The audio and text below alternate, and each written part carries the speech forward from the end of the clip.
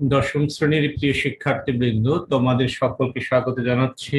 আমি জয়তশীল, সহকারী অধ্যাপক, বান্দরবান ক্যান্টনমেন্ট পাবলিক স্কুল ও কলেজ। প্রাণপ্রিয় শিক্ষার্থীবৃন্দ, লক্ষ্য করবে যে টপিকটা নিয়ে আমি কথা বলছি অধ্যায় 9, ফার্মনেস এন্ড লোকোমোশন, অর্থাৎ দৃঢ়তা প্রদান ও চলন থেকে বোন জয়েন্টস বা অস্থি সন্ধি। খেয়াল করো, শুরুতে যেটা দিয়েছি আমি, স্লাইডটা যেভাবে সাজিয়েছি, অস্থি সন্ধি বা বোন জয়েন্ট বা জয়েন্ট। লক্ষ্য করো প্রিয় শিক্ষার্থীবৃন্দ, দুই বা ততোধিক অস্থির সংযোগ স্থলকে অস্থি সন্ধি বলে। এটা তোমরা একটু মনে রাখবে, পরীক্ষায় প্রশ্ন হয় অস্থি সন্ধি কি, এটি লিখবে। দুই বা ততোধিক অস্থির সংযোগ স্থলকে অস্থি সন্ধি বলে, বোন জয়েন্ট বা জয়েন্ট। এখানে সন্ধি শব্দটা তোমরা বাংলা ব্যাকরণে পেয়েছো, সেই সন্ধি আর এই সন্ধির মধ্যে কিছুটা পার্থক্য আছে। এটা হলো অস্থি সন্ধি আর হলো ব্যাকরণের সন্ধি। যা ব্যাকরণের সন্ধি সম্পর্কে তোমাদের ভালোই ধারণা আছে। আর আমি এখানে মূলত সংযোগ স্থল, দুটা অস্থির বা ততোধিক অস্থির সংযোগ স্থল যেটা, সেটাই হচ্ছে অস্থি সন্ধি। পরীক্ষায় প্রশ্ন যদি হয় অস্থি সন্ধিকে, এটুকুই লিখবে। পরে দেখো, প্রতিটি অস্থি সন্ধির অস্থিগুলো একরকম স্থিতিস্থাপক রজ্জুর মতো বন্ধন দিয়ে দৃঢ়ভাবে আটকানো থাকে। স্থিতিস্থাপক বলতে আমরা যেটা বুঝবো, যার ইলাস্টিসিটি গুণ রয়েছে, অর্থাৎ টানলে লম্বা হবে, ছেড়ে দিলে আগের অবস্থায়, পূর্বের অবস্থায় ফিরে যাবে। ফলে কি হয়, অস্থিগুলো সহজেই সন্ধিস্থল থেকে বিচ্যুত হতে পারে না। সন্ধিস্থল বিভিন্ন অঙ্গ প্রত্যঙ্গ সঞ্চালনে সাহায্য করে। আশা করি বুঝতে পেরেছ। পরের স্লাইডটাতে আমরা একটু লক্ষ্য করি, আমরা এখানে বিস্তারিত কিছু কথাবার্তা লিখেছি এবং এখানে জয়েন্টের একটা ফিগার আমরা দিয়েছি। এটা মূলত তোমাদের টেক্সট বুক থেকে নেওয়া। খেয়াল করো, আমাদের শরীরে সব অস্থি সন্ধি একরকম নয়, এটা তোমাদের টেক্সটের ল্যাঙ্গুয়েজ। আমি সেটাই একেবারে হুবহু স্ক্রিনশট নিয়ে পিডিএফ ফাইল থেকে তোমাদের জন্য স্লাইড তৈরি করেছি। এদের কোনোটি একেবারে অনড়। আমরা ধাপে ধাপে যখন পড়বো, এখানে হয়তো আমি বলবো না, ধাপে ধাপে যখন পড়বো স্মরণ করিয়ে দিব এবং এক্সাম্পলটাও দিব। এদের কোনোটি একেবারে অনড়।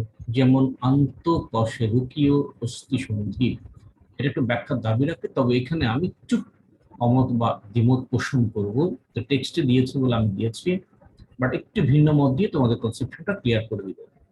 কোনটি আবার সহজে সঞ্চালন করা যায়, যেমন হাত এবং পায়ের অস্থি সন্ধি। কোনটি একেবারেই হ্যাঁ, আমাদের দেহে কি এরকম কোন অস্থি সন্ধি আছে যেটা একেবারেই একটু খেয়াল করো, তোমার যে চোয়াল, ঊর্ধ্ব চোয়াল এবং নিম্ন চোয়াল, নিম্ন চোয়ালটা তুমি কত সুন্দর করে ডানে বামে মুভ করতে পারছো, নাড়াতে পারছো, একটু খেয়াল করো, নাড়ানো যায়। বাট উপরের চোয়াল, আপার জ যেটা, একটু খেয়াল করো তো, আপার উপরে যে চোয়ালটা আসলে নাড়ানো যায় না। তো এটা হলো একেবারে একটা অনড় অস্থি সন্ধি। আর আন্তঃকশেরুকীয় অস্থি সন্ধি যদি বলি, কশেরুকা কি সেই সম্পর্কে আমাদের কনসেপশনটা ক্লিয়ার করা প্রয়োজন। তোমরা লক্ষ্য করবে, কশেরুকা আমাদের যে ব্যাকবোন বা মেরুদণ্ড রয়েছে, মেরুদণ্ড, আমাদের যে মেরুদণ্ডটা কিছু মানে একের পর এক, একটি একটি একটি ভেটিব্রা, একটি একটি কশেরুকা, একটি একটি অস্থিখণ্ড নিয়ে লম্বা একটা কলাম তৈরি করেছে, লম্বা একটা কলাম তৈরি করেছে। প্রতিটি অস্থিখণ্ডই মূলত কশেরুকা বা ভাটিব্রা। মেরুদণ্ডের প্রতিটি অস্থি মূলত কশেরুকা বা ভাটিব্রা। মেরুদণ্ডের প্রতিটি অস্থি মূলত কশেরুকা বা ভাটিব্রা। তো এখানে বলছে এদের কোনটি একেবারে অনড়, যেমন আন্তঃকশেরুকীয় অস্থি সন্ধি। এখানে আমি কিছু ভিন্ন মত পোষণ করছি যে আমাদের মেরুদণ্ডের কশেরুকাগুলো যে একেবারেই অনড়, সেটা কিন্তু নয়। আমরা এখানেও এগুলোও কিছু বই কেন লিখেছে সেটা আমি জানি না। তো আমি একটু বলবো, একটু ভিন্ন মত পোষণ করে বলবো, আমাদের মেরুদণ্ডে যে কশেরুকাগুলো রয়েছে তাদের মধ্যেকার যে সন্ধি, এটা একেবারে অনড় এরকম নয়। একেবারে অনড় হলে আমরা বেন্ড হতে পারতাম না। আমরা যে এক্সারসাইজ করি, আমাদের শারীরিক কসরত করি, বা নিচে কিছু পড়ে গেলে আমরা হাত দিয়ে তুলে নেই, তখন আমরা আমাদের শরীরটাকে বেন্ড বাঁকাতে পারি না। আবার যারা অ্যাক্রোব্যাট আছে তারাও দেখবে শরীরটাকে সুন্দর করে বাঁকাচ্ছে। তো মেরুদণ্ডের অস্থিখণ্ডগুলো মানে কশেরুকার এবং তাদের মধ্যেকার যে জয়েন্ট, সেই জয়েন্ট যদি, সেই অস্থিসন্ধি যদি একেবারে অনড় হতো, তাহলে এই শরীরটাকে বাঁকানো যেত না, বা অ্যাক্রোব্যাটরা এইভাবে তাদের নৈপুণ্যগুলো অত্যন্ত দক্ষতার সাথে কখনোই পরিবেশন করতে পারতো না। আমার মনে হয় শেষের দিকে স্লাইডগুলো একটু পড়লে এটা আমার সাথে তোমরাও একমত হবে।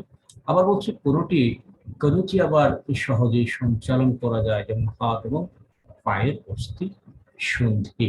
অবশ্যই তোমার হাতটাকে তুমি নাড়াচ্ছ, আবার এটাকে বাঁকা করে কাঁধের উপর নিয়ে আসতে পারছো। পাটাকে তুমি অবশ্যই আমরা যে হাঁটছি সেই সময় হাঁটার সময় আনডাউটলি আমাদের পায়ের অস্থিগুলো কি হচ্ছে, পায়ের যে জয়েন্ট একবার ব্যান্ড হচ্ছে, একবার সোজা হচ্ছে, সামনে যাচ্ছে, পেছনে যাচ্ছে। তার মানে কি, এটা আমরা খুব সহজেই সঞ্চালন করতে পারছি, নড়াচড়া করতে পারছি। যাক, আমরা ধীরে ধীরে সামনের দিকে আগাই, আরো আমরা ক্লিয়ার করে নিব।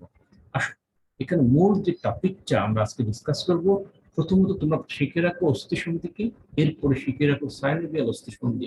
পরীক্ষিত প্রশ্নটা এভাবেই হয়, গতে হবে অস্থি সন্ধি কি, এই সাইনোভিয়াল অস্থি সন্ধিটা গতে গিয়ে হতে পারে, ঘতে গিয়ে চলনের ক্ষেত্রে অস্থি এবং পেশির যে একটা ভূমিকা, সেই টাইপের একটা প্রশ্ন হতে পারে, হয়।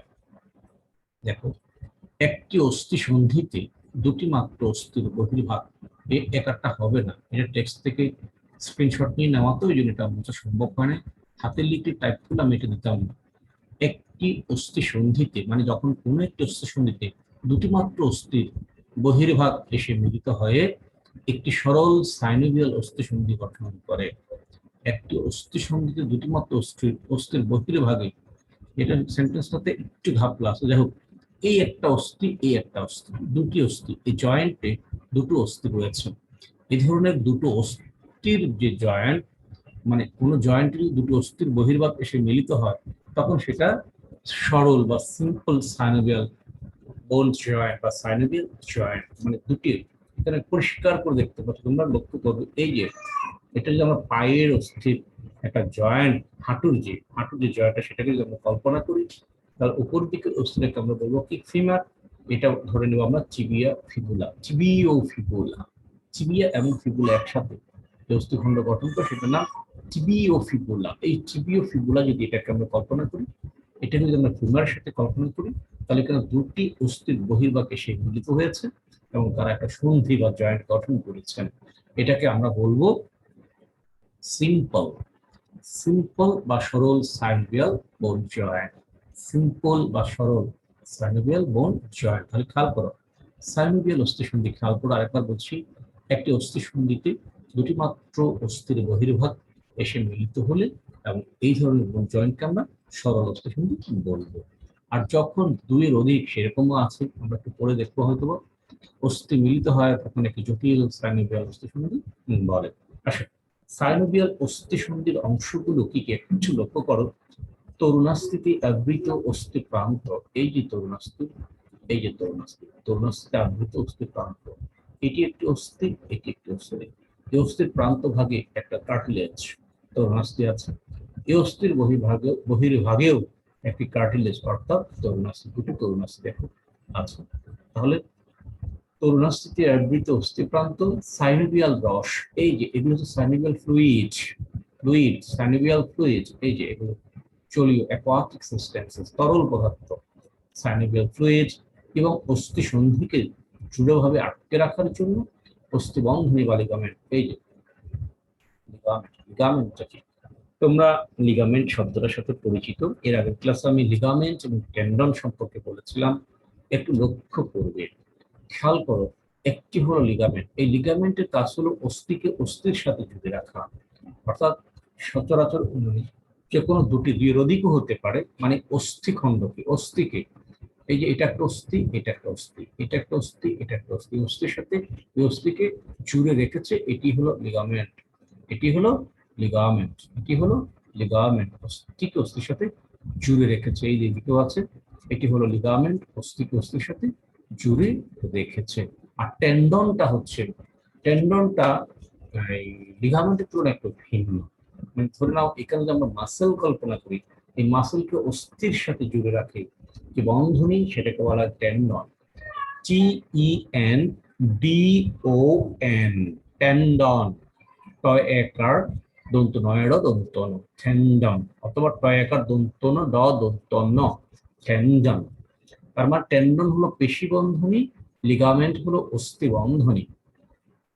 টেন্ডন হলো পেশি বন্ধনী, লিগামেন্ট হলো অস্থি বন্ধনী, অর্থাৎ অস্থিকে অস্থির সাথে জুড়ে রাখে লিগামেন্ট, পেশিকে অস্থির সাথে জুড়ে রাখে টেন্ডন।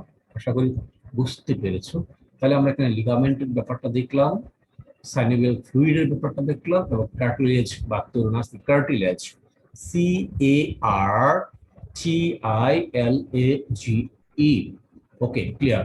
খেয়াল করো, দেখো এই দুটো অস্থি এখানে লেভেল করা ঠিক মতো। স্পঞ্জিবন, স্পঞ্জি কুরমুরে, স্পঞ্জিবন, পেরিঅস্টিয়াম। ও পেরিঅস্টিয়ামটা তোমরা জানো, এর আগে আমি বলেছি, অস্থির চারপাশে যে আবরণ, অর্থাৎ অস্থি আবরণকারী পর্দাকে পেরিঅস্টিয়াম বলে।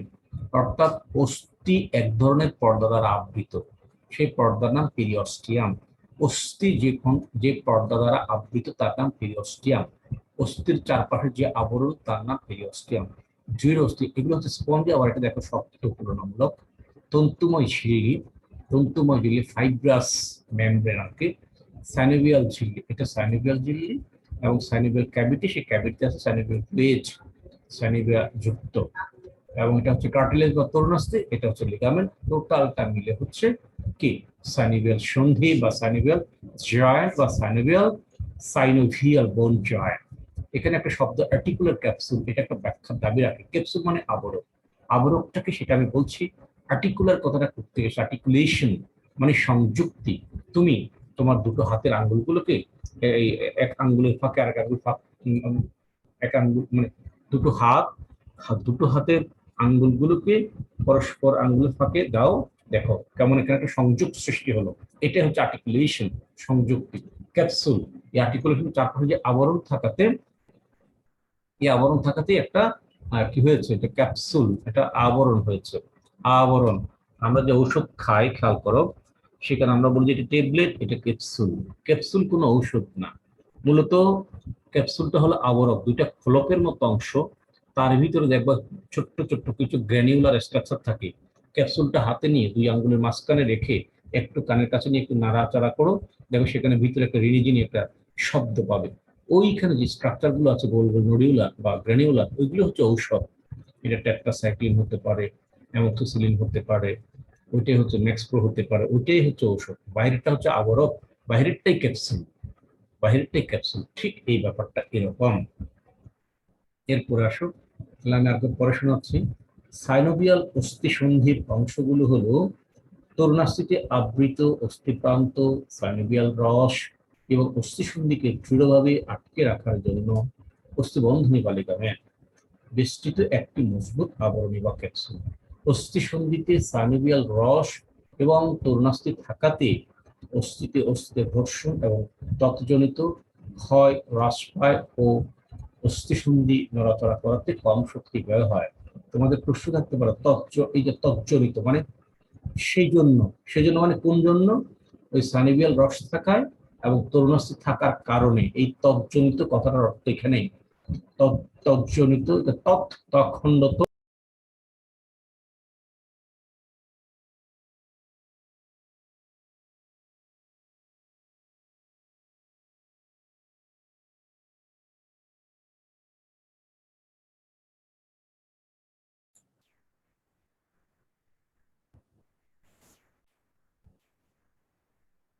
ওকে, যেখানে পড়াচ্ছিলাম,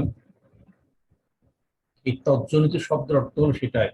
অস্থিসন্ধিতে সাইনোভিয়াল রস এবং তরুণাস্থি থাকাতে অস্থিতে ঘর্ষণ এবং তৎজনিত ক্ষয় হ্রাস পায় ও অস্থিসন্ধি নড়াচড়া করাতে কম শক্তি ব্যয় হয়। পরের স্লাইডটা একটু খেয়াল করো। অস্থিসন্ধি আবার কয়েক ধরনের, যেমন নিশ্চল অস্থিসন্ধি, ফিক্সড জয়েন্ট। নিশ্চল অস্থিসন্ধিগুলো অনড়, অর্থাৎ এগুলো নাড়ানো যায় না। যেমন করটিকা, এই যে এখানে অস্থিসন্ধিগুলো, এই অস্থিসন্ধিগুলো কি করা যায় না, নাড়ানো যায় না। ঈষৎ সচল অস্থিসন্ধি, স্লাইডলি মুভেবল জয়েন্ট। এসব অস্থিসন্ধি একে অন্যের সাথে সংযুক্ত থাকলেও সামান্য নাড়াচাড়া করতে পারে, ফলে আমরা দেহকে সামনে, পিছনে এবং পাশে পাকাতে পারি, যেমন মেরুদণ্ড অস্থিসন্ধি। কিন্তু শুরুতে কি বলেছিল স্লাইডে, আন্তঃকশেরকীয় অস্থিসন্ধি একেবারে অনড়, ব্যাপারটা ঠিক নয়। এইখানে যেটা বলছিলাম, এই যে দেখো ঈষৎ সচল অস্থিসন্ধি, এসব অস্থিসন্ধি একে অন্যের সাথে সংযুক্ত থাকলেও সামান্য নাড়াচাড়া করতে পারে, ফলে আমরা দেহকে সামনে, পিছনে এবং পাশে বাঁকাতে পারি, যেমন মেরুদণ্ড অস্থিসন্ধি। পূর্ণ সচল অস্থিসন্ধি, ফুলি মুভেবল জয়েন্ট, এই সকল অস্থিসন্ধি সহজে নড়াচড়া করানো যায়। এই জাতীয় অস্থিসন্ধির মধ্যে বল ও কঠোর সন্ধি, কবজা সন্ধি প্রধান। এই যে কবজা সন্ধি, এটা হচ্ছে কবজা সন্ধি, এটা হচ্ছে বল ও কঠোর সন্ধি। আমি ব্যাখ্যাটা দিচ্ছি। স্নায়বিক অস্থিসন্ধি কেবল পূর্ণ সচল হতে পারে। পূর্ণ সচল, দেখো যে বল ও কঠোর চলে আসে।